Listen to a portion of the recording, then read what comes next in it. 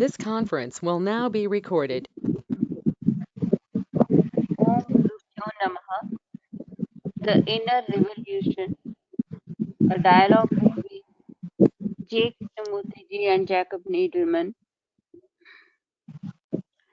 18th July 2021.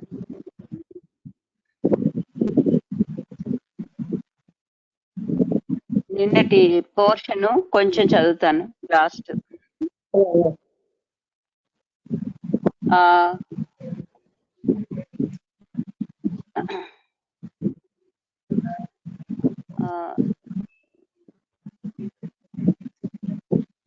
Krishnamurthy గారు అడిగారు, when I realize the truth of it, that I am jealousy, that I the observer am the observed, then what takes place? అంటే questionnaire అన్నారు, there is no conflict. Krishnamurti ji, the element of conflict ceases. There conflict exists, here conflict does not exist. So conflict is jealousy. Have you got it? There has been complete action, an action in which there has been no effort at all. Therefore it is complete, total. It will never come back. ఇది నిన్న చదివా. ఒక్కసారి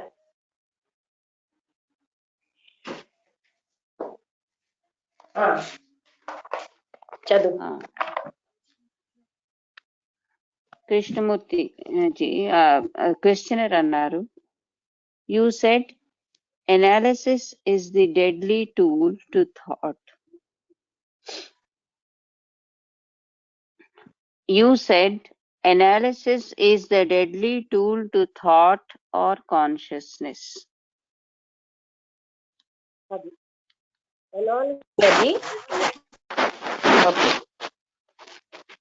ఇది పనికిరానటువంటి deadly tool అంటే పనికిరాని పనిముట్టు సత్యాన్ని తెలుసుకోవడానికి అని మీరు చెప్పారు కదా. I perfectly agree with you, and you were about to say that.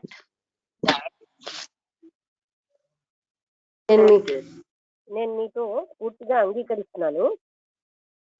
Agree with you and You were about to say that you would develop the argument. మీరు చెప్పబోతున్నారు ఏంటంటే మీరు ఆర్గ్యుమెంట్ ని వృద్ధి చెందిస్తారని చెప్తున్నారు. You would develop the argument that there are fragments in the brain or in thought or in consciousness which will be an anti-analysis. అంటే fragments brain లో consciousness లో ఉన్నాయి, అవి అనాలిసిస్ కి పనికిరావు, యాంటీ అనాలిసిస్ వ్యతిరేకమైనదని మీరు చెప్పబోతున్నారని ఆ క్వశ్చన్ అని చెప్తున్నారు.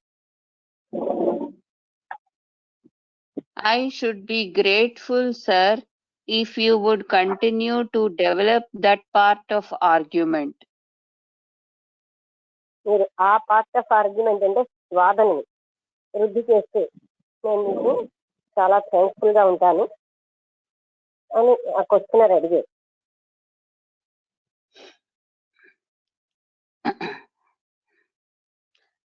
Krishnamurti ji, of what, sir? ఏ విషయంలో? Questioner, you mentioned the fragments will not constitute any conflict or struggle. They will be anti-analytical. మీరు చెప్పారు ఈ ఫ్రాగ్మెంట్స్ వల్ల ఏ స్ట్రగుల్ కూడా ఉండదు, అవి వాటిని అనలైజ్ చేయలేము అని మీరు చెప్పారు. కృష్ణమూర్తి గారు అన్నారు, I just explained, sir, there must be fragmentation when there is the observer and the observed as two different things. నేను మీకు బోధపడితేను అబ్జర్వర్ అండ్ అబ్జర్వ్డ్ అని రెండు వేరు విషయాలు ఉన్నాయని అని చెప్పారు కృష్ణమూర్తి గారు.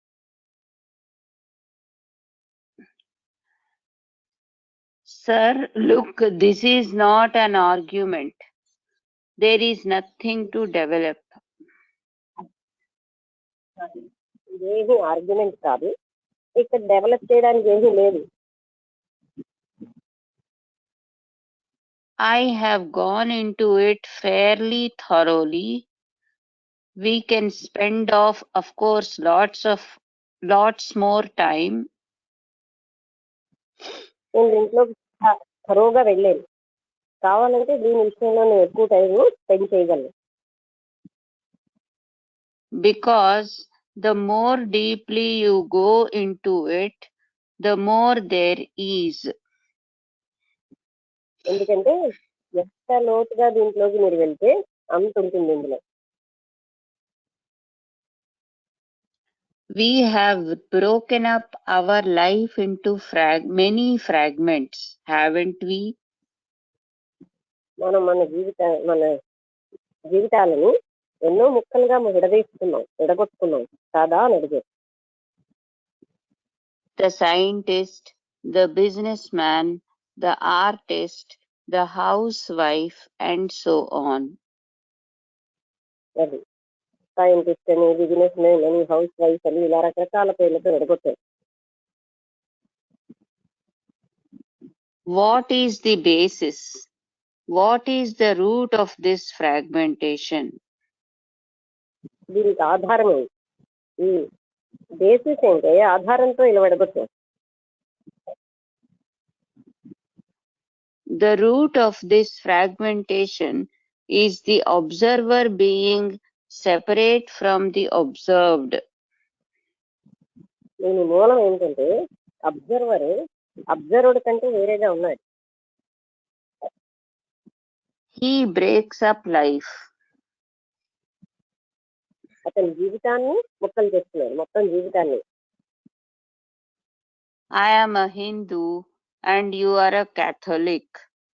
I am a communist. You are a bourgeois. Communist అని, నువ్వు ఒక క్యాథలిక్ అని, బూర్జువా అని, హిందూ అని, ఇలా డిఫరెంట్ గా విడగొడుతున్నారు. So there is this division going on all the time. అందుకని ఈ డివిజన్ అనేది, ఈ విభజించడం అనేది నిరంతరం జరుగుతుంది. And I say, why is there this division? What causes this division? నేను అడుగుతున్నాను, ఈ డివిజన్ ఎందుకు? ఏది ఈ డివిజన్ వచ్చేటట్టు చేస్తుంది? ఈ ముక్కలు చేయడం అన్నది ఎందుకు జరుగుతుంది?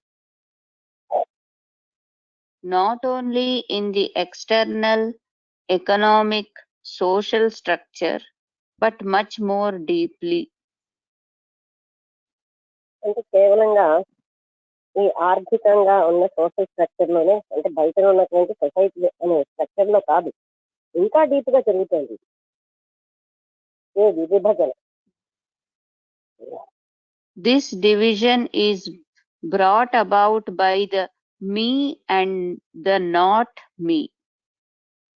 అది ఈ విభజన నేను కానిది అనే దాంట్లో జరుగుతుంది. The me that wants to be superior, famous, greater, whereas you, quotations lo undi, are different.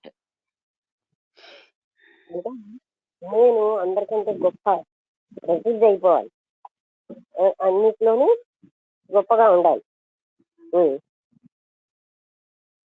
Whereas you are different. మీరేమో వేరు. So the me is the observer, the me is the past, which divides the present as the past and the future. అందుకని ఇందులో మీ ఎవరు observer. Observer ఏమో past చెందుతారు.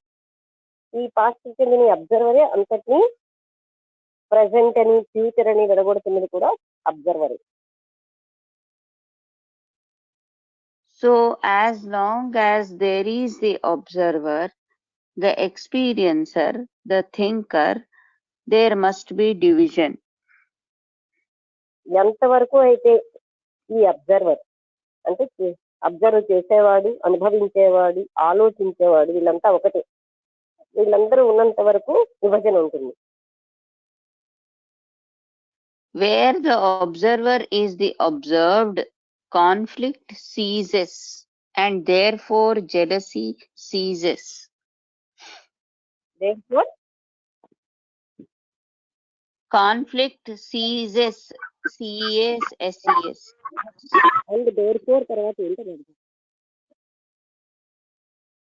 Jealousy ceases. Jealousy వినబడ.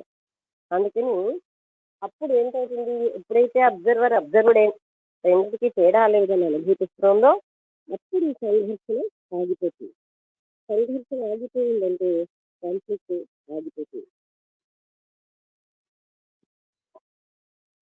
Because jealousy is conflict, isn't it?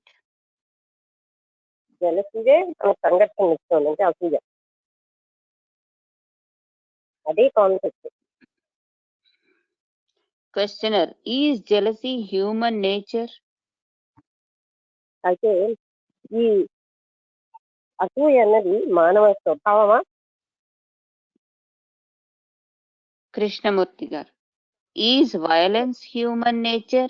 Is greed human nature? ఇక్కడ ఆయన అడుగుతున్నారు, violence ఏమో ఇంత మానవ ప్రవృత్త, లేకపోతే ఈ దురాశ, అత్యాశ ఇదంతా హ్యూమన్ ప్రవృత్తి, అంటే మానవ ప్రవృత్త ఏంటి అని అడిగారు. Questioner, I wanted to ask you another question if I may. నేను మిమ్మల్ని ఇంకొక ప్రశ్న అడగబోతున్నాను, ఒకవేళ నేను అడగచ్చు అంటే. Am I right or wrong according to what you have been telling us to say, as a man thinketh in his heart? నేను రైటో రాంగో, కానీ ఒక మనిషి తన హృదయంలో ఆలోచించినట్టుగా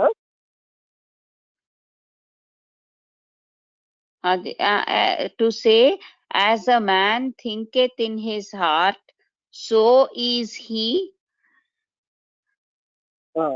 తను ఏంటైతే ఆలోచిస్తాడో అదే ఆయన ఉంటాడు. So we must watch our thoughts and profit from experience. అందుకని మనం మన యొక్క ఆలోచనలు అనుభూతితో watch our thoughts and Watch our thoughts and profit from experience. అది మనకు ఉన్నటువంటి లాభాన్ని కానీ మన ఆలోచనలు కానీ మన అనుభూతితోటే వాచ్ చేస్తున్నాం. Krishnamurti garu, that is just it.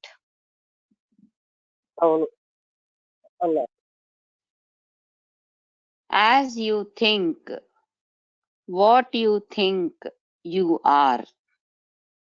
అవును, మీరు ఆలోచించినట్టుగానే మీరు ఉంటారు, అంటే మీరు ఏంటని మీరు భావిస్తున్నారో అలాగే మీరు ఉంటారు. You think you are greater than somebody else, that you are inferior to somebody else, that you are perfect. మీరు ఇంకొకరి కంటే చాలా ఉన్నతులని, వాళ్ళకంటే పర్ఫెక్ట్ గా ఉన్నారని మీరు ఆలోచిస్తున్నారు. That you are inferior to somebody else, that you are perfect. సరే, అంటే ఇంటీరియర్ గా ఉన్నారని, ఓసారి సుపీరియర్ గా ఉన్నారని, అంటే ఇక్కడ ఏం చెప్తున్నారు, ఇవన్నీ ఎందుకు చెప్తున్నారంటే మీరు ఏది ఆలోచిస్తే అదే మీరు అలా ఉంటారు. నేను తక్కువగా ఉన్నానంటే తక్కువగానే అనిపిస్తాను. అది మనం ఆలోచించిందే మనంగా ఉంటామని చెప్తున్నారు. That you are beautiful or not beautiful. That you are angry. నేను అందంగా ఉన్నాను, అందంగా లేను, నేను కోపంగా ఉన్నాను, ఇలాంటివన్నీ. What you think you are. That is simple enough, isn't it? మీరు ఎలాగా ఆలోచిస్తే భావిస్తే అలాగే మీరు ఉంటారు. అది చాలా సింపుల్ విషయం. అంటే మనం ఎలా భావిస్తే మనం అలా ఉంటున్నాం. One has to find out whether it is possible to live a life where thought has its rational function. ఇప్పుడు మనం అంటే విడవలసింది ఏంటంటే థాట్కి అసలు సహేతుకమైనటువంటి ఒక పని ఉన్నదా లేదా అన్నది మనం చూడాలి. Where thought has its rational function and see where thought becomes irrational. ఎక్కడ అది నిర్హేతుకంగా హేతుగా లేకుండా ఉంది, ఎక్కడ సహేతుకంగా ఉంది అన్నది మనం చూడాలి. We will go into that tomorrow. రేపు మనం అందులోకి వెళ్దాం. ఆ విషయం చూడొచ్చు. అప్పుడు క్వశ్చనర్ అన్నారు, to continue with jealousy when the jealousy is me and me is the jealousy, the conflict ends. అదే ఈ జలసీతో నేను కంటిన్యూ చేయాలంటే నేనే జలసీని జలసీనే నేను అన్నదాన్ని conflict అంతమైపోతుంది. Because I know it is the jealousy and it disappears. ఎందుకంటే నాకు తెలిసి ఇది జలసీ అని, ఇదేమో మాయమైపోతుంది. నేనే జలసీని అనేటప్పుడు ఇంకా కాన్ఫ్లిక్ట్ లేదు. But when I listen to the noises in the street and the me is the noise and the noises are me, how can conflict end when that noise will go on forever? కానీ నేను వీటిలో కొన్ని శబ్దాలు వింటున్నాను. అంటే అలాంటి ఆ noise అంటే అది నేనే అని ఎలా నేను దాన్ని ఎందుకు చేయగలను, అంటే అది నేను తీసుకురావట్లేదు కదా అని. Krishnamurti garu, it is fairly simple, madam. I walk down the street and that noise is terrible. నేనేమో స్ట్రీట్ లోకి నడవడానికి వెళ్ళాను. అక్కడ ఉన్నటువంటి శబ్దం చాలా భయంకరంగా ఉంది. And when I say that noise is me, the noise does not end, it goes on. నేనే ఈ శబ్దాన్ని అనేటప్పుడు అది ఎండ్ అవ్వదు, అది అలా వింటూనే ఉంటుంది, వింటూనే ఉంటుంది. Isn't that the question? అదేనా మీ ప్రశ్న? But I don't say the noise is me. కానీ నేనేమో నాయిస్ నేను అని అనకుండా. I don't say the cloud is me or the tree is me. నేను మేఘాలు నేను అంటున్నా.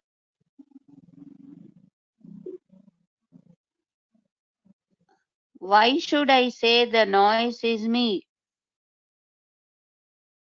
నేను ఎందుకు అనాలి ఆ శబ్దం నేనని?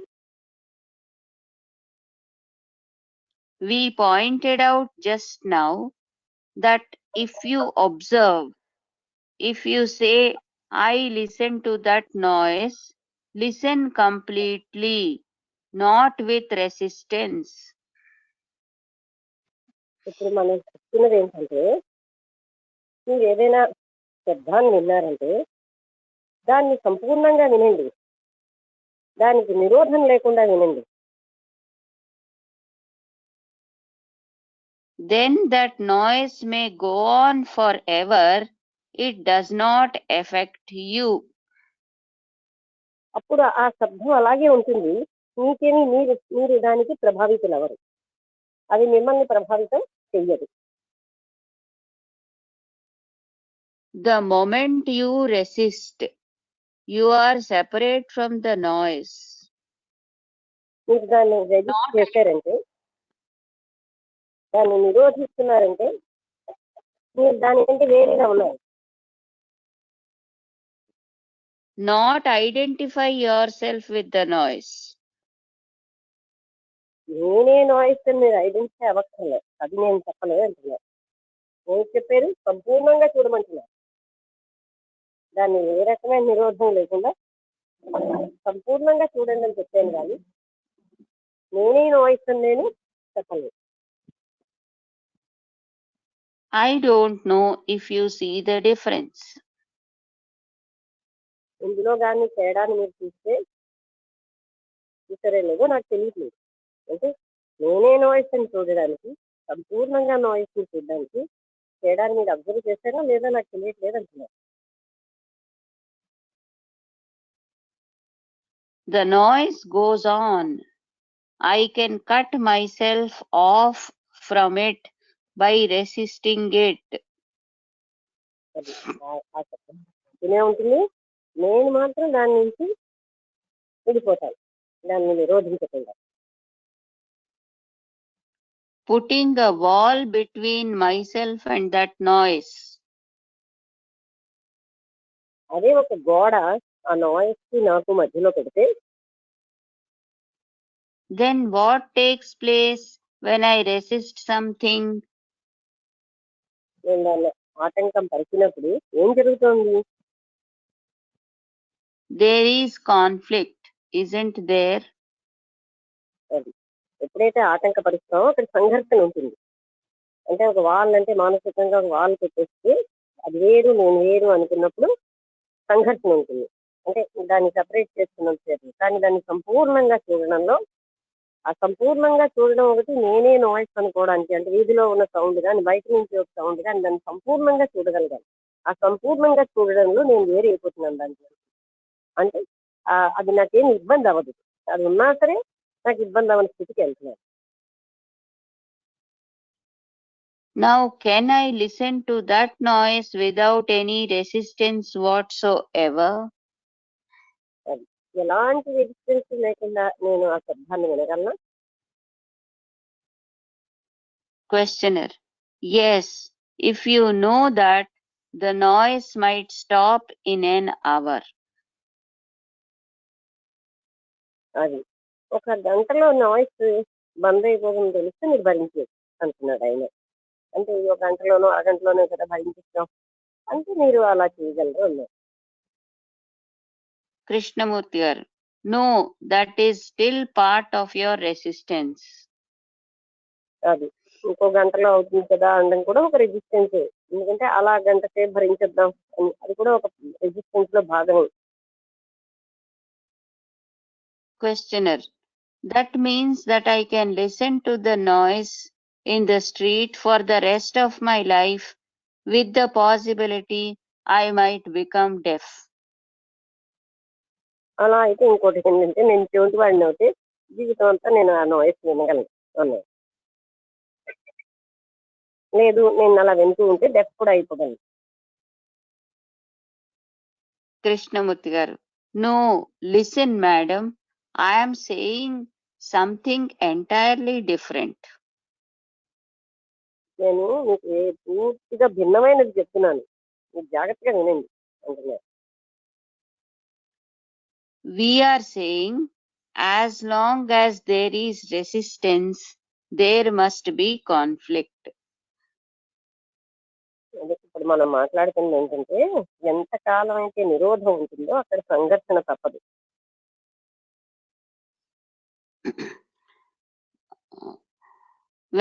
Whether I resist my wife or my husband, whether I resist the noise of a barking dog or the noise in the street, there must be conflict.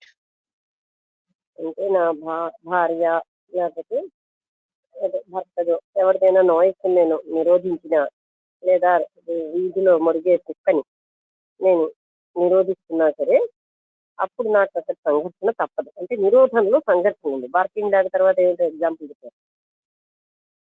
or the noise in the street. లేకపోతే వీధిలో వచ్చే శబ్దాలు, mic శబ్దాలు ఉంటాయి కదా, అలాంటివన్నీ వాళ్ళకు ఉండవు కానీ మనకు ఉంటాయి. ఇలాంటివన్నిటిని నేను నిరోధిస్తున్న కొద్దీ నాకు సంఘర్షణ పెరుగుతుంది. Now, how is one to listen to the noise without conflict? అయితే ఏ సంఘర్షణ లేకుండా ఆ శబ్దాన్ని ఒక వ్యక్తి ఎలా వినగలడు? Not whether it will go on indefinitely or hoping it will come to an end. అంటే అది అనంతంగా ఉంటుంది అని కానీ, లేకపోతే కొంచెంసేపటికి ముగిసిపోతుంది కానీ అనే భావంతో కాదు. But how to listen to the noise without any conflict? ఏ సంఘర్షణ లేకుండా ఆ నాయిస్ ఎలా విందాం? That is what we are talking about. ఇప్పుడు మనం మాట్లాడుతున్న క్వశ్చన్ అది. ఏ రకమైన సంఘర్షణ లేకుండా ఆ శబ్దం ఎలా వినడం? You can listen to the noise when the mind is completely free from any form of resistance. అది ఎప్పుడైతే మనసులో ఏ రకమైన నిరోధము లేకుండా ఉంటుందో అప్పుడే దాన్ని మనం పూర్తిగా వినగలం. ఇది నేను మీకు నిన్న చెప్పాను. నిరోధిస్తున్న కొద్దీ అది మనకి ఆటంకంగా భరించలేనిట్టుగా ఉంటుంది. నిరోధం వదిలేసి టోటల్గా అలా టోటాలిటీతో చూసేసరికి అది ఏ ఆటంకం లేకుండా అయిపోతుంది. Not only to that noise, but to everything in life. అది ఒక్క శబ్దానికే కాదు, జీవితంలో దేనికైనా సరే. ఇప్పుడు అంతా మిగతా ఈ నిరోధించడం వల్లే మనకి కాన్ఫ్లిక్ట్ పెరుగుతుంది ఎక్కడైనా సరే. To your husband, to your wife, to your children, to the politician. మీ పిల్లలు, మీ భర్త, మీ భార్యని ఉంటాయి. పాలిటిషియన్ అంటే రాజకీయవేత్తలు, ఎవరిని పిల్లలు నిరోధించకుండా ఉన్నంతసేపు కాన్ఫ్లిక్ట్ లేదు. Therefore, what takes place? అంటే ఏమిటి జరుగుతుంది? Your listening becomes much more acute. మీరు వినడం అన్నది చాలా అక్యూట్ అంటే తీవ్రతరంగా ఉంటుంది. ఇంకా అంటే attention. You become much more sensitive. మీరు మరి కొంచెం సెన్సిటివ్ అవుతారు. And therefore, noise is only a part. It isn't the whole world. అందుకని శబ్దమేమో ఒక భాగం మాత్రమే, ఇది మొత్తం ప్రపంచం కాదు. The very act of listening is more important than the noise. వినడం అన్నది ఇక్కడ చాలా ముఖ్యమైన విషయం ఆ శబ్దం కంటే. So listening becomes the important thing and not the noise. వినడమే ఇక్కడ చాలా ముఖ్యమైనది, శబ్దం ముఖ్యం కాదు. లక్ష్మి ఇక్కడికి అయిపోయింది ఇది. ఈ పాయింట్ ఏంటంటే ఇందులో మనకి ఈ పాయింట్ లో అందరికీ అర్థమైంది కదా, మనము రెసిస్టెన్స్ అంటే నిరోధిస్తాం మానసికంగాను. అబ్బా ఇది ఎప్పుడు పోతుంది అని అలాగా అంతర్గతంగా నిరోధించడం వల్లే మనకు అది ఇబ్బంది కలిగిస్తున్నట్టు ఉంటుంది. ఆ నాయిస్ ని మనం సంపూర్ణంగా చూడడంలో అది మనకి ఇబ్బంది కలిగించదు.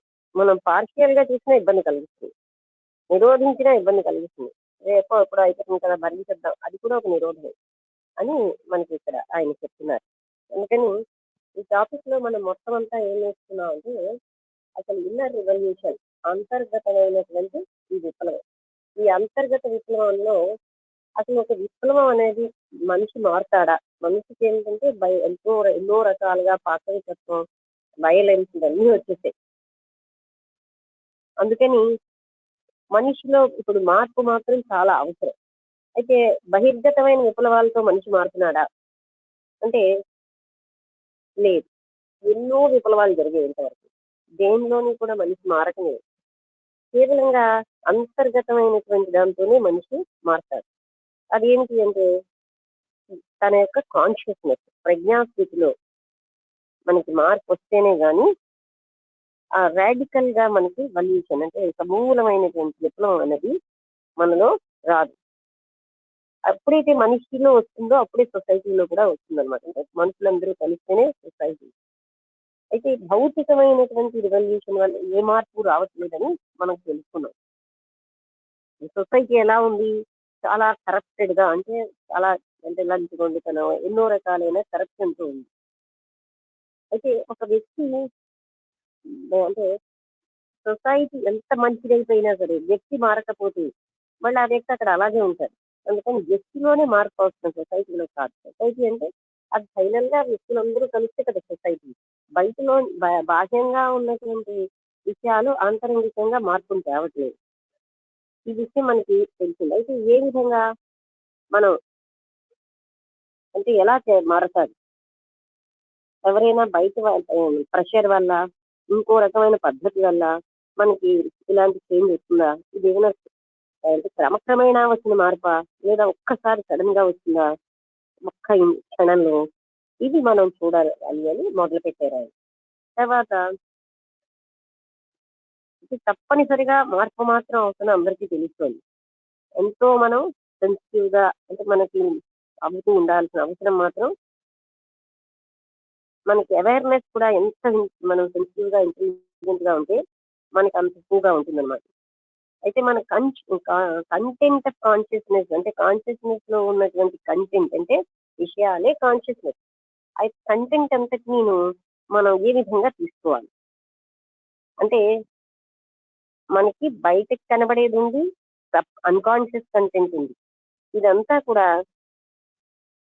అంటే ఏ విధంగా ఎనాలిసిస్ వల్ల కానీ మనం తీసుకోగలమా? అంటే విశ్లేషణ వల్ల.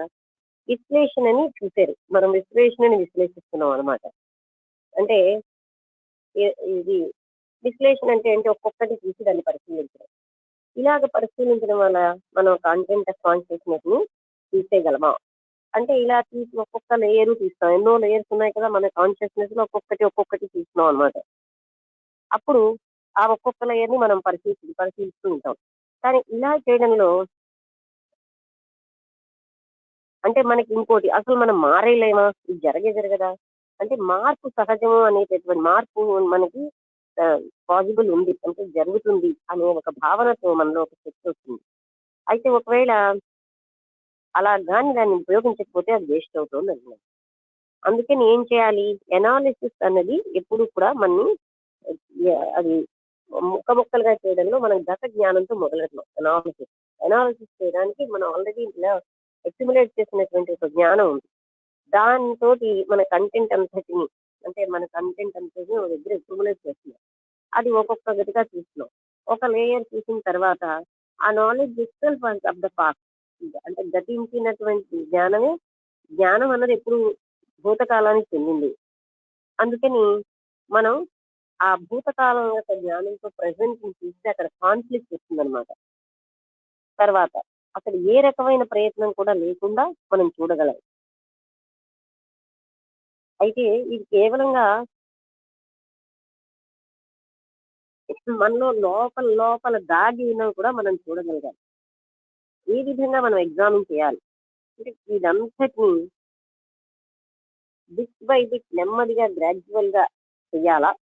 ఈ విధంగా అంటే అనే సంగతి. అంటే చాలా చాలా పొరలు ఉన్నాయి, చాలా చాలా విషయాలు ఉన్నాయి. అందుకని ఎనాలిసిస్ అన్నది ఎప్పుడు కూడా అది యాక్షన్ కి దారితీయదు. ఎందుకంటే ఒకటి, అది సత్యానికి దారితీయదు. ఇది ఎప్పుడు మనం దాంట్లో యాక్షన్ ఉంటే గానీ మనం మారం.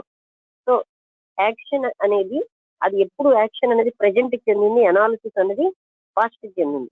అందుకు సంఘర్షణ మొదలవుతుంది. ప్రజెంట్ కి చెందిన యాక్షన్ ని, పాస్ట్ కి చెందిన ఎనాలిసిస్ అది కూడా అది సత్యం కానిది, సత్యాన్ని కనుగోలేదు. అందుకని ఎనాలిసిస్ అనేది ఇక్కడ కరెక్ట్ మెథడ్ కాదు అని తెలుస్తుంది. అయితే ఎనాలిసిస్ ఎందుకు కాదో ఇంకా బాగా అనలిటికల్ గా చెప్పారన్నమాట. అది ఎప్పుడైతే అసంపూర్ణంగా ఉందో అలాగే మనకి జ్ఞానం కూడా దానివల్ల అంటే మనం అక్యూములేట్ చేసిన జ్ఞానం కూడా సంపూర్ణం కాదు. ఇప్పుడు ఎనాలిసిస్ కరెక్ట్ కాకపోతే మరి ఏంటి అనేది ఇప్పుడు పాయింట్.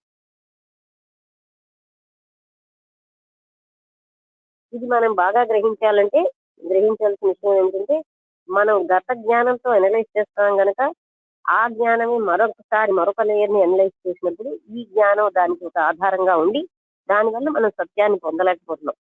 సో ఇదేమో ఎనాలిసిస్ ఏ విధంగా కూడా కాదు. అయితే మనం ఎలాగంటి అనుభవం మనకు ఉండాలంటే సత్యమైనది డైరెక్ట్ అలాంటి మనకి అటువంటి అనుభవం ఎప్పుడు కూడా సహజంగా ఉంటుంది. అయితే ఇంకోటి ఏంటంటే మనం సాధారణంగా మనకు అడ్డేది ఈ అంటే ఇదంతా ఎందుకు చెప్తున్నారు మన కంటెంట్ ఆఫ్ కాన్షియస్నెస్ కోసం మనకి డ్రీమింగ్ అనేది ఒకటి ఉంది. ఈ డ్రీమింగ్ లో ఏం చేస్తుందంటే మన బాడీ పగలు మనం చూసినటువంటి విషయాలన్నింటినీ అది అరేంజ్ చేస్తుంది బ్రెయిన్.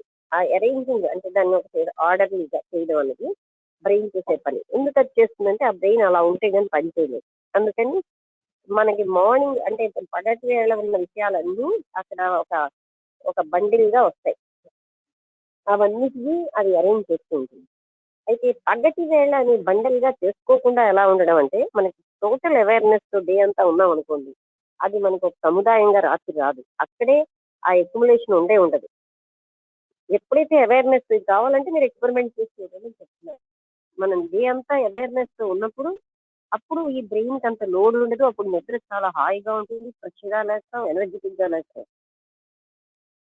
ఇది మనకి చెప్తున్నారు అనమాట. అంటే మనకి ఇప్పుడు మన యొక్క నేచర్ లో ఎక్కువగా పాశవికత్వం ఉంది, కానీ అస్సలు దయా కారుణ్యం అనేవి ఏది లేవు. అంటే మనిషికి అలాగంటే అందుకే ఇక్కడ మనిషి కూడా ఈజీగా చంపేసిన పరిస్థితుల్లో తప్పనిసరిగా మార్పు అవసరం అన్నది అందరికీ అర్థమవుతుంది.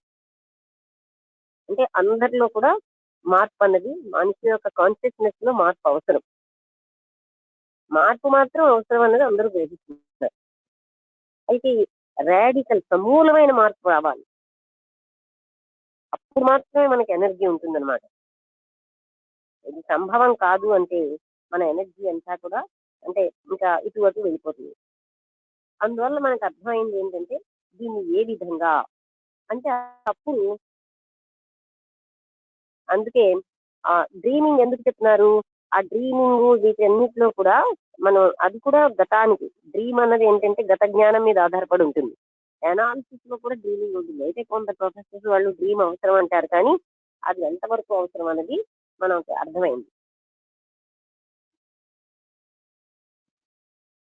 అందుకే మనకి ఇదంతా చెప్పారు కదా, నిద్రపోవడానికి ముందు మనం చక్కగా మనసు ఉంచుకొని అలా ఉంటే అది ఎంతో బ్రెయిన్ ఎంతో రెస్ట్ తీసుకుంటుంది. ఈ పని చేయదు అది రాత్రి అంతా దాన్ని సిస్టమేటిక్ గా ఉంచడం అన్న పనిలో మునిగితే అది ఎంతో అలసిపోతుంది.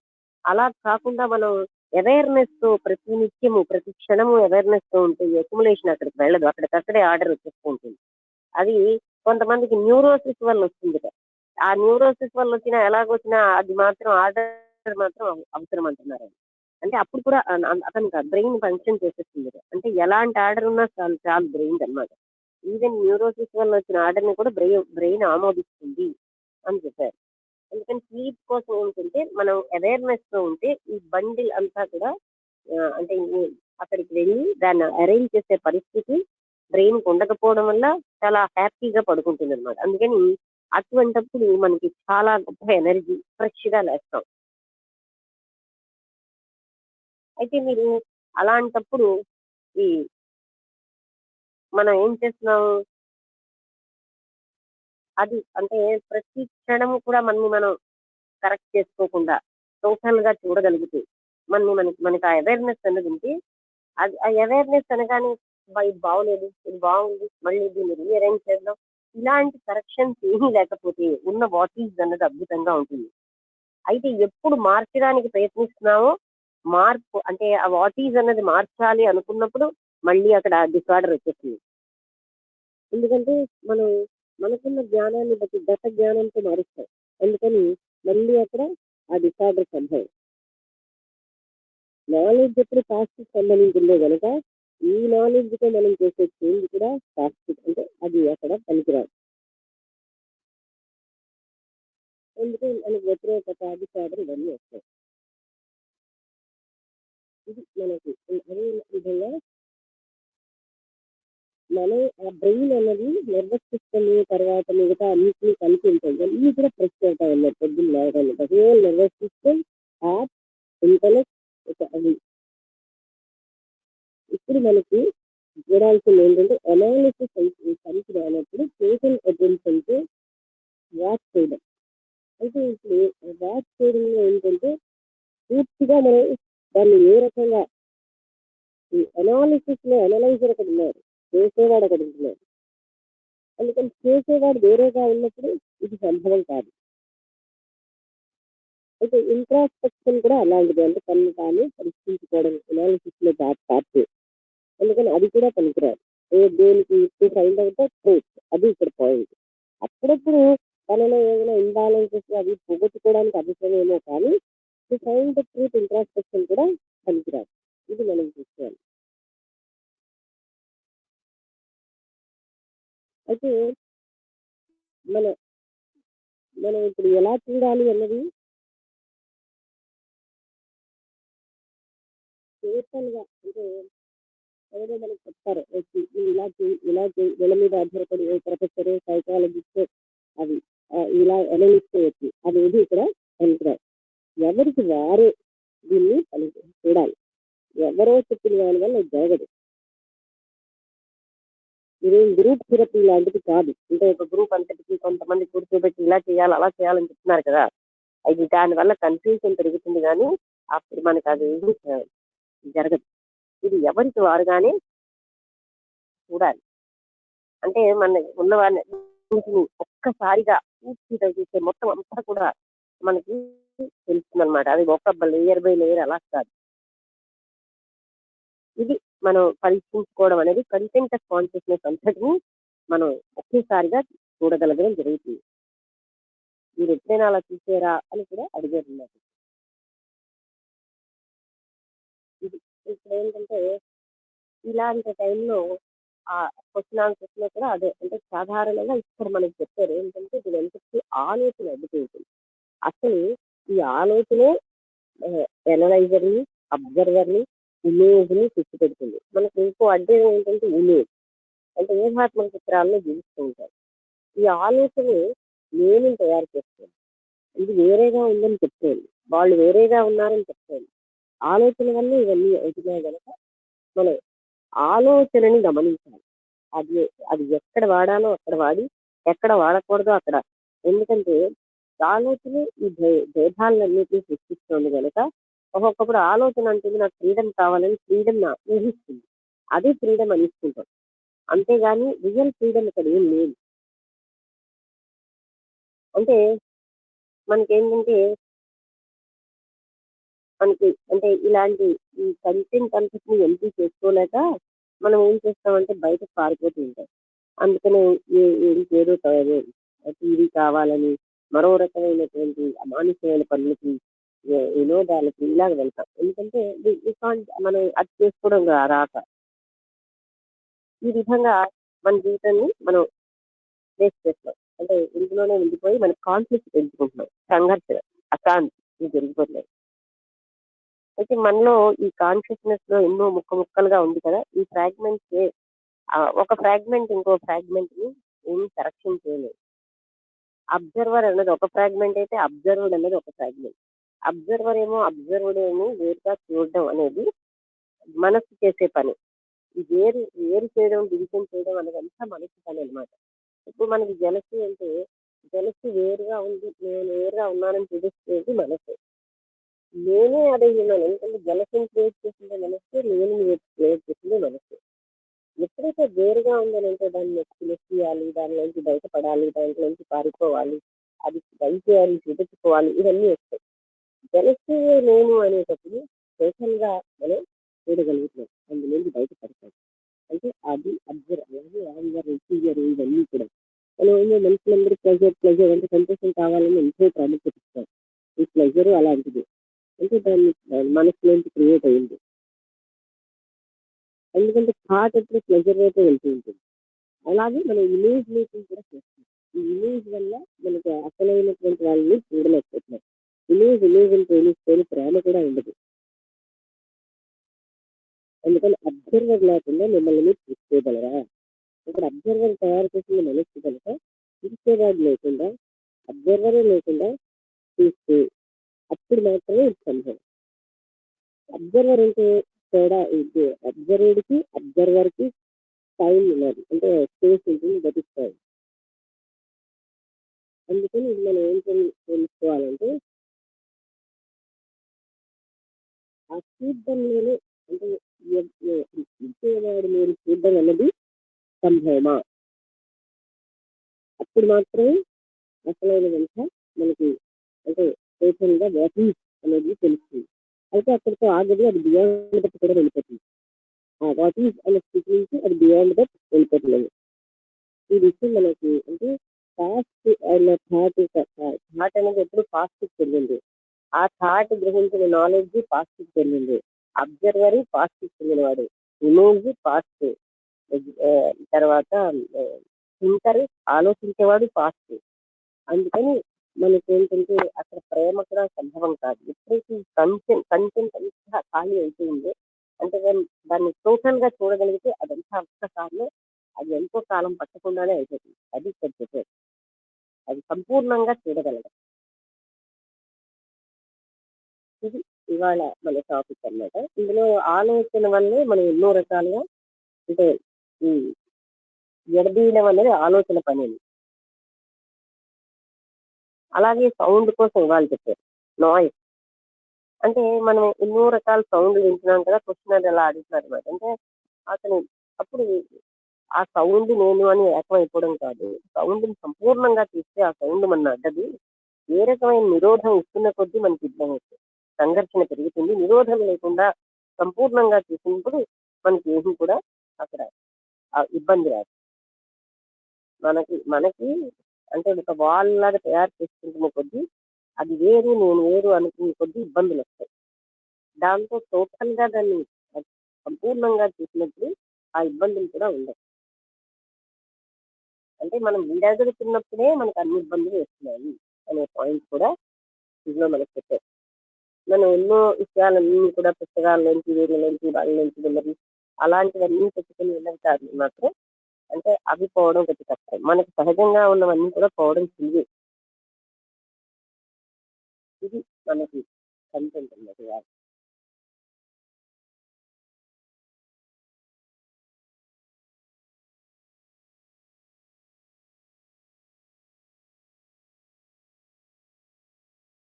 ఓకే, ఇంకా ఏమైనా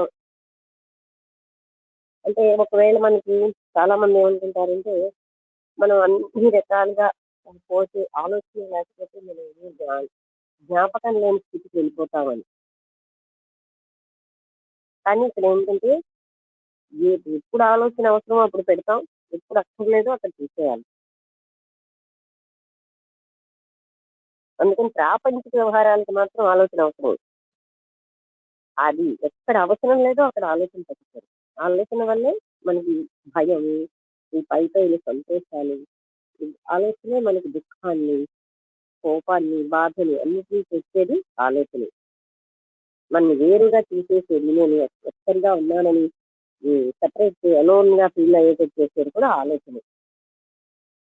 అందుకని ఆలోచనకి ఎంత ప్రాముఖ్యం ఇవ్వాలో అంతే దానికి. ఎందుకు ప్రపంచం అంతా అతిగా ప్రాముఖ్యత ఇచ్చిస్తున్నారు అంటే అంత ప్రాముఖ్యత దానివల్లే మనం ఎప్పుడు సంఘర్షణలో పెడుతున్నాం.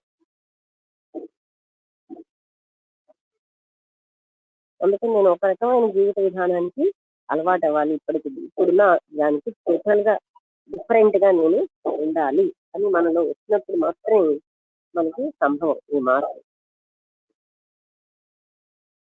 ఈ పాయింట్ లో మనం ఎన్ని రకాలుగా చేసినా దాన్ని అణిచేసినా మనకు తప్పకుండా మన ఉన్నటువంటి కోపం, జలసి ఇవన్నీ పోవు, ఎలాగైనా మళ్ళీ వచ్చిస్తాయి.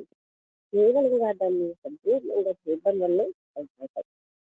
అనే పాయింట్ ఇక్కడ మనం జ్ఞాపకం పెట్టుకోవాలి. అంటే అది సంపూర్ణంగా చూస్తేనే అదంతా పోతుంది, సమస్య పోతుంది. కానీ లేకపోతే అక్కడ ఏదో రీతిలో ఉంటూనే ఉంటుంది.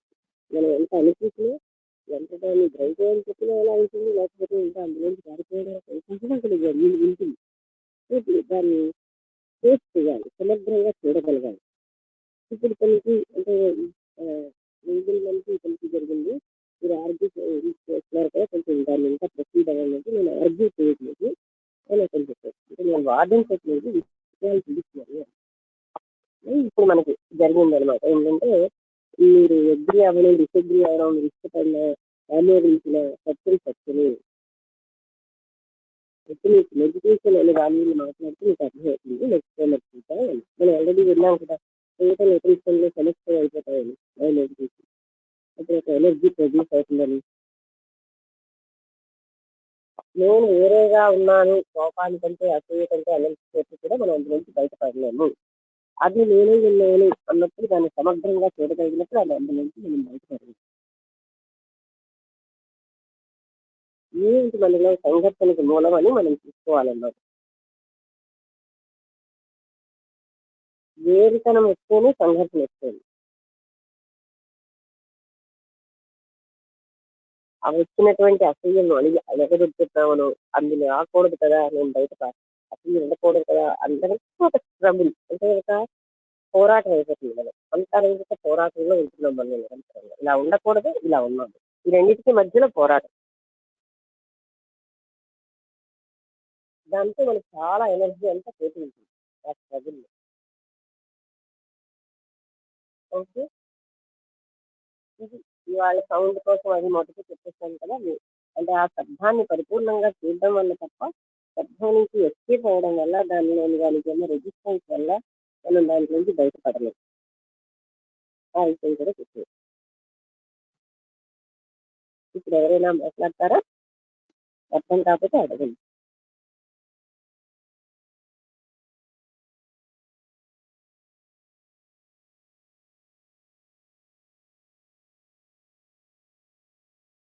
వినబడిందా అందరికీ? నమస్తే అండి, వినిపించింది. ఈ వేళ చెప్పిన విషయంలో ఎక్కడ ఎంతవరకు ఆలోచన పెట్టాలి, ఎక్కడ ఆలోచన అనవసరంగా వాడుకోకూడదు అనే విషయాన్ని చాలా విస్తారంగా మాకు అర్థమయ్యేటట్టుగా చెప్పారు. ఆ విశ్లేషణ అది కూడా ఎక్కడికక్కడికి చాలా ఉపయోగకరంగా, ఆనందదాయకంగా ఉంది. అనవసరం చోట విశ్లేషణ ఆలోచన పెట్టడం వల్ల ఎంత ఇబ్బంది పడతాము ఆ విషయం కూడా చాలా బాగుంది, చాలా ఉపయోగకరంగా ఉంటుంది మాకు. నమస్తే అండి.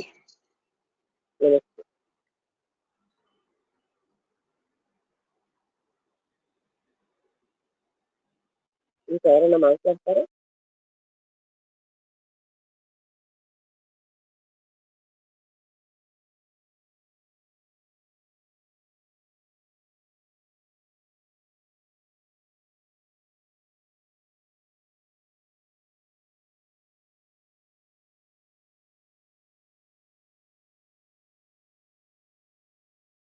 హలో, ఎవరైనా మాట్లాడితే మాట్లాడండి ఈ టాపిక్ మీద.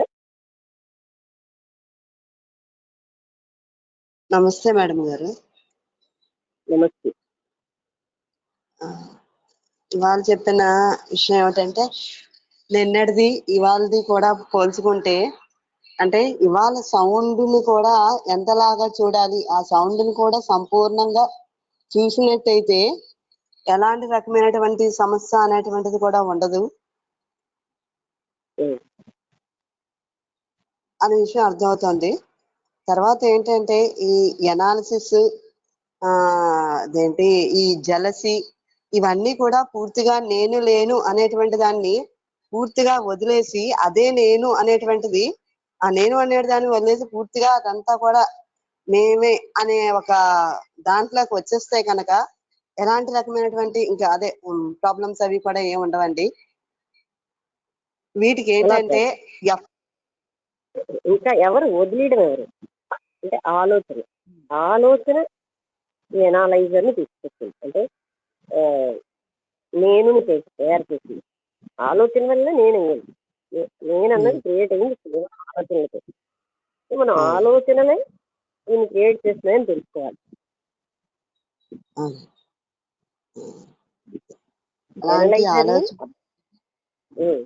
అందరినీ క్రియేట్ చేసింది ఆలోచన. ఓకే, ఆ రకమైనటువంటి ఆలోచనలు కూడా ఏమీ రాకుండా ఉండేటట్టుగా ఉండాలి అనేటువంటి విషయాన్ని చూపించారండి. తర్వాత ఏంటంటే ఈ ఆలోచనలు కూడా ఎక్కువగా చేయడం వల్ల ఎన్నో రకమైనటువంటి అంటే భయాలు, ఆందోళనలు ఇవన్నీ కూడా కలుగుతున్నాయండి. ఎక్కడి వరకు చేయాలో ఆలోచన అంతవరకే చేసి మిగతాదంతా కూడా ఇంకా దాని గురించి ఎక్కువగా ఆలోచన చేయకుండా వదిలేయాలి. ఎప్పుడైతే ఈ రకంగా చేసుకుంటామో ఈ అదే ఇంతకుముందు కూడా చెప్పారు, బ్రెయిన్ పొద్దున్న నుంచి రాత్రి వరకు కూడా జరిగినటువంటి ఆ విషయాలన్నింటినీ కూడా ఒక బండిల్లా కట్టేసి రాత్రి అంతా కూడా దానివల్ల స్థిమితంగా ఉంచడానికి ప్రయత్నం చేస్తుంది. ఎక్కువ ఆలోచిస్తే అది కూడా బ్రెయిన్ కూడా చాలా అలసిపోతుంది. అలా కాకుండా ఎప్పటికప్పుడు అవేర్నెస్ తో కనుక దాన్ని ఆలోచించి ఎంత కావాలో అంతే, ఎక్కడ వరకు ఉండాలో అక్కడ వరకు ఆలోచించి ఇలా ఉన్నట్లయితే రాత్రి అంతా కూడా ఎంతో ఫ్రెష్ గా ఉండి మళ్ళీ మార్నింగ్ అంతా కూడా లేచేటప్పటికి ఎంతో ఎనర్జెటిక్ గా ఉండి వినూతనంగా కూడా ఉండేటట్టుగా ఉంటుందండి. ఆ విషయం బాగా అర్థమవుతోందండి.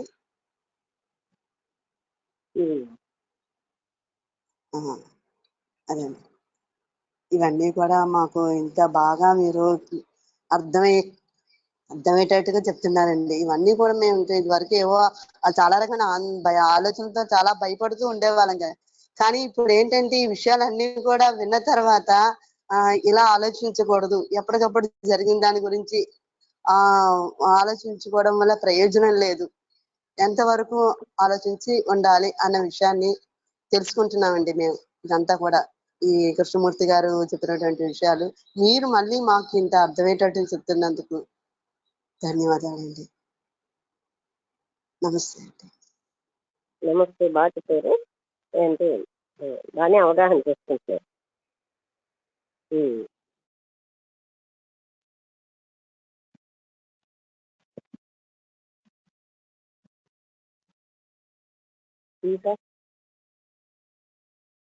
ఇంకెవరైనా మాట్లాడతారా? ఎంత మీకు అర్థమైతే అదే మాట్లాడారు. నేను కూడా మీకు అర్థమయ్యి ఉంటుంది, ఎందుకంటే నేను ఆలోచన చేసిన చాలా అందరికీ అర్థమైంది కదా.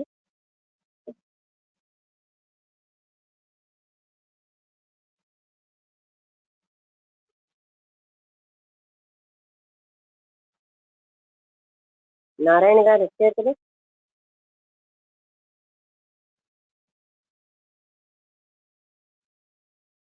నారాయణ గారు మాట్లాడతారా? అర్థం అవ్వలేదా?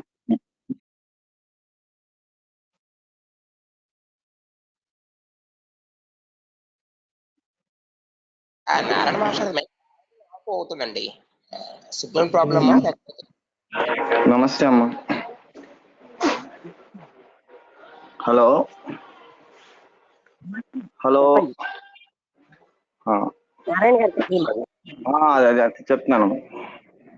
అదేనమ్మా, ఈరోజు మరొకసారి అంటే మనకి ఇంతకు ముందు అనాలసిస్ ఈజ్ పెరాలసిస్ అని కృష్ణమూర్తి గారు చెప్పారమ్మా. అనాలసిస్ ఈజ్ పెరాలసిస్ అన్న దాని మీద చెప్పుకొచ్చారమ్మా. దాన్ని ఇంకా ఈరోజు బాగా క్లారిటీ వివరించారు. అంటే మనిషి ఇప్పుడు అడుగుతున్న క్వశ్చన్, అంటే మనిషిలో అంటే ఈర్ష్య, ద్వేషం, అసూయ, పగ, ప్రతీకారం ఇవన్నీ ఏమైనా మనిషి యొక్క సహజ లక్షణాలా అన్న క్వశ్చన్ బాగుందమ్మా. ఇవన్నీ మనిషికి సహజ లక్షణాలు ఏం కావు. కానీ ఏం చేస్తుందంటే మనిషి వీటన్నిటితో కూడా, అంటే వాళ్ళు ఉన్నటువంటి అరిషడ్ వర్గాలు అవనండి, పగ అవనివ్వండి, ప్రతీకారం అవనివ్వండి, ఇవన్నీ కూడా అంటే ఏదైనా ఒక పని చేసే ముందు ఏంటవుతుందంటే ఆలోచన అనేది ముందు వచ్చిన తర్వాత యాక్షన్ అనేది తర్వాత మొదలవుతుందమ్మా. ఏదవుతుందా? వినిపిస్తుందమ్మా? అంటే ఒక పని చేసే ముందు ఆలోచన ముందు మనలోకి వస్తుందమ్మా. మా ఆలోచన వచ్చిన తర్వాత మనకి యాక్షన్ మొదలవుతుంది. అందుకే కృష్ణమూర్తి గారు ఏమంటారు అంటే థాట్ ఈజ్ ఇరేషనల్ అని చెప్పడానికి గల కారణం అదేనమ్మా. అంటే ఎప్పుడు ఏం చేయమన్నారంటే కంటెంట్ ఆఫ్ కాన్షియస్నెస్ ను కంప్లీట్ గా నువ్వు ఎంటీ చేస్తే గాని నీలో ఉన్నటువంటి నువ్వు సత్యచిత్త ఆనంద స్వరూపుడవు, నువ్వు ప్రేమ స్వరూపుడవు, నువ్వు కరుణామయుడవు, దయామయుడు అని మనం చెప్తున్నాం చూసావమ్మా. ఇవన్నీ మనకు కలగటం లేదమ్మా. ఎందుకు కలగట్లేదంటే మనలో కంటెంట్ ఆఫ్ కాన్షియస్నెస్ రోజు పెరిగిపోతున్నాం. మనం అనేకమైన విషయాలు మనం పెంచేసుకుంటున్నాం. మనం అలా పెంచేసుకున్నప్పుడు దాని కృష్ణమూర్తి గారు చాలా బాగా చెప్పారమ్మా. ఇంకో విషయం ఈరోజు చాలా బాగా చెప్పారమ్మా. ప్రతిదాన్ని మనం ఏం చేస్తున్నాం అంటే అణిసేయడానికి ప్రయత్నిస్తామమ్మా. మనకి ఏదో కోపం వచ్చింది దాన్ని అణిసేయడానికి ప్రయత్నిస్తాం, ఇంకేదో క్రోధం లేకపోతే ఇంకేదో కామం ఇంకేదో వచ్చింది దాన్ని మనం ఏం చేస్తామంటే ఎప్పుడైతే అణిసేస్తామో అది మళ్ళా రివర్స్ అయిపోయి మళ్ళీ ఏం చేస్తున్నట్టు ఇంకా పెద్దదయ్యే అవకాశం ఉంటుంది మళ్ళీ. కాబట్టి ఇప్పుడు చూడండి, ఇప్పుడు ఒక్కోసారి అంటే మీ దగ్గర మేము ఒక్కోసారి మేము ఏదో కోపడి మేము ఏదో చిరాకు పడి వెళ్ళిపోయినా సరే అది మీరు ఎంతో ప్రేమతో, ఎందుకంటే కోపానికి కోపం ఇది కాదమ్మా, ఎప్పుడైతే ఆ కోపానికి ఆ ప్రేమ. కాబట్టి మనం ఏం చేస్తామంటే దేన్నైనా మనం అణిచిపెట్టేయడానికి ప్రయత్నిస్తామమ్మా, అదేంటి ఇంకా విజృంభిస్తుంది. ఆ విషయాన్ని మరోసారి చాలా క్లారిటీ చెప్పారమ్మా. ఇదంతా ఏంటంటే థాట్ అనేది అంటే అబ్జర్వర్, అండ్ ఎప్పుడైతే అబ్జర్వర్ ఉన్నంత వరకు అది మనకి ఏంటవుతుందంటే అది గత జ్ఞాపకమే, అది పాతది. అంటే అబ్జర్వర్ ఉన్నంత వరకు కూడా మనకి అది ఉంటుంది. కాబట్టి మనకి ఎప్పుడు కూడా కంటెంట్ తీసుకున్న మన ఖాళీ అవ్వదు, మనకి ఎప్పుడు కూడా అందులో ఉన్నటువంటి జ్ఞానం ఉద్భవించడం అనేది ఉండదు. ఈ అబ్జర్వర్ అనేటువంటి వాడు పూర్తిగా లేనప్పుడే మనకి సాధ్యం అవుతుంది. ఆ విషయాన్ని అంటే ఇంతకు ముందు చెప్పినటువంటి దాన్ని మరోసారి బాగా క్లారిటీగా అర్థమయ్యే పరిభాషలో చెప్తున్నారమ్మా. అంటే మనం ఏం చేయాలంటే మనలో ఉన్నటువంటి ఈ కంటెంట్స్ ఆఫ్ కాన్షియస్ మనం ఎంటీ చేసుకోగలిగితే, అంటే దేన్నైనా మనకి దాన్ని అణిచేయకుండా దాన్ని మనం పరిపూర్ణంగా చూడగలిగితే, మీరు చెప్పారమ్మా చాయిస్లెస్ అవేర్నెస్ తో. సో అంటే ప్రతిరోజు అంటే మీరు అంటే ఈ కాన్సెప్ట్ మాకు అన్ని కోణాల నుంచి బాగా ఎక్స్ప్లెయిన్ చేస్తున్నారమ్మా. దానివల్ల మాకు ప్రతి పాయింట్ ఇలాంటి కృష్ణమూర్తిగా తత్వం కూడా మాకు అర్థమయ్యే పరిభాషలో చెప్తున్నారు. చాలా సంతోషం అమ్మా. ఎందుకంటే ఇప్పుడు మేము ఏం చేయాలంటే మాలో ఎక్కడ మీరు చెప్పారు లోపల ఏది ఉంటుంది మనకు ఉండిపోతుంది అనమాట. లోపల ఏది ఉంటుంది మనకి ఇప్పుడు ఉంటుంది అనేది, మనకి ఏదైనా ఒక సంఘర్షణ వచ్చినప్పుడు ఆ లోపలిది బయటకు వస్తుంది. ఆ లోపల మన అంతరంగంలో ఏటి ఉంది కదా, లోపల డీప్ డిగ్గింగ్ అంటారమ్మా మీరు. ఆ లోపల ఏటి ఉంటుంది ప్రతి ఒక్కరు ఎవరికి వాళ్ళే చూసుకోవాలమ్మా. ఎప్పుడైతే మన లోపల ఏటి ఉందో ఇంకా ఆ లోపల చూసుకోగలమా, అది ఎప్పుడైతే మనం బయటకు తీసుకోగలమో, కంటెంట్స్ ఆఫ్ కాన్షియస్ బయటకు విడిచిపెట్టగలము, అప్పుడు మనం ఏం చేయాలంటే మనం హాయిగా ఉండగలం, మనం ప్రేమ స్వరూపంలో కాగలం, అన్ని త్యాగ భావన అన్ని కూడా అందులోంచి ఉద్భవిస్తాయమ్మా. ఇది చాలా బాగా చెప్తున్నారమ్మా. అంటే కృష్ణమూర్తిలో చెప్పడం కదమ్మా, ఆయన ఎలాగా చెప్తారు. అలాంటి గొప్ప తత్వాన్ని, అలాంటి కఠినమైనటువంటి తత్వాన్ని మా అందరికీ కూడా అర్థమయ్యేటువంటి పరిభాషలో చాలా నీట్ గా ఎక్స్ప్లెయిన్ చేస్తున్నారమ్మా. చాలా సంతోషం. ఇలాంటి గొప్ప జ్ఞానం అందించినటువంటి మీకు సత్కోట నమస్కారాలమ్మా. గురువు తత్సత్.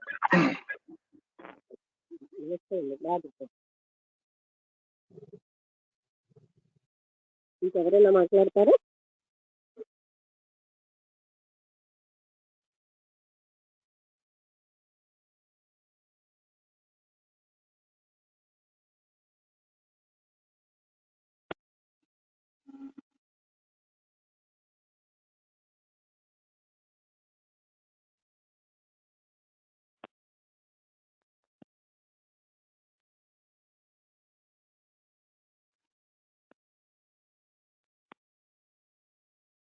శాంతి గారు మీరేం మాట్లాడరా? ఇవాళ నిన్న మాట్లాడిస్తారా?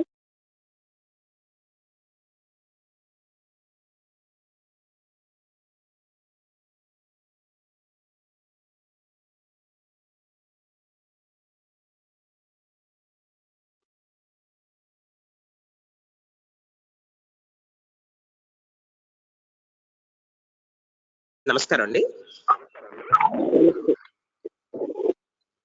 అవన్నీ మాట్లాడతారా?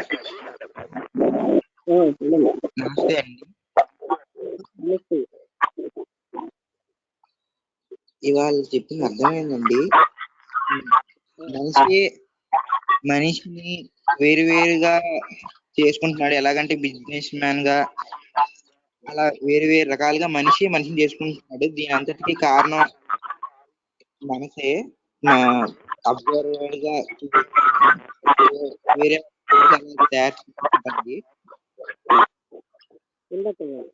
సరిగ్గా చెప్పాలి అంటే వినవండి సిగ్నల్ కాదు.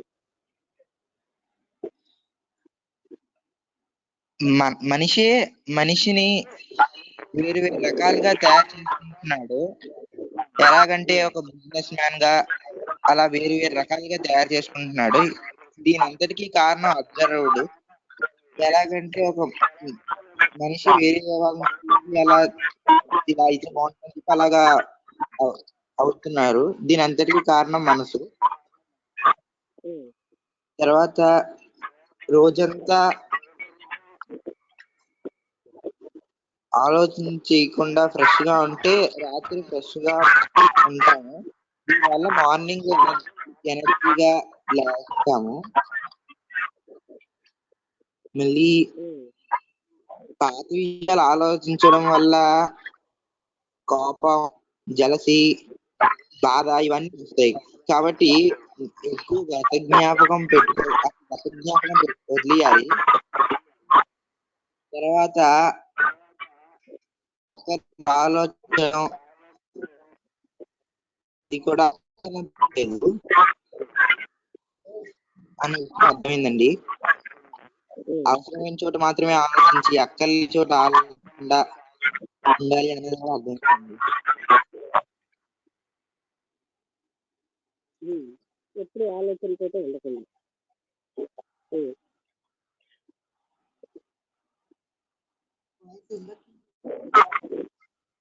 ఓకే బాగుంది. నమస్తే అండి. ఇవాళ పాయింట్ లో శబ్దాన్ని టోటల్ గా అబ్జర్వ్ చేస్తే అది మనకి ఇబ్బంది ఉండదు. ఏదైనా భరించలేని సౌండ్ ఉన్నప్పుడు టోటల్ గా చూడగలిగినప్పుడు ఏ రకమైన నిరోధం లేకపోతే మనకి అది ఇబ్బంది పడుతుంది. ఇవాళ పాయింట్ ఓకే.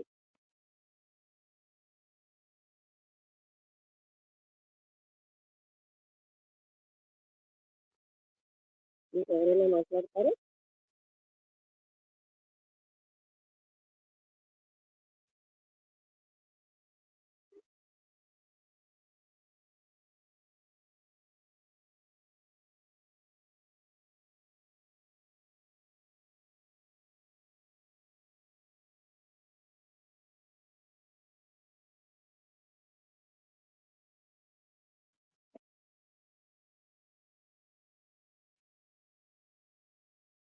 ఓకే, ఎవరు మాట్లాడకపోతే ఇంకా ముగించేద్దాం.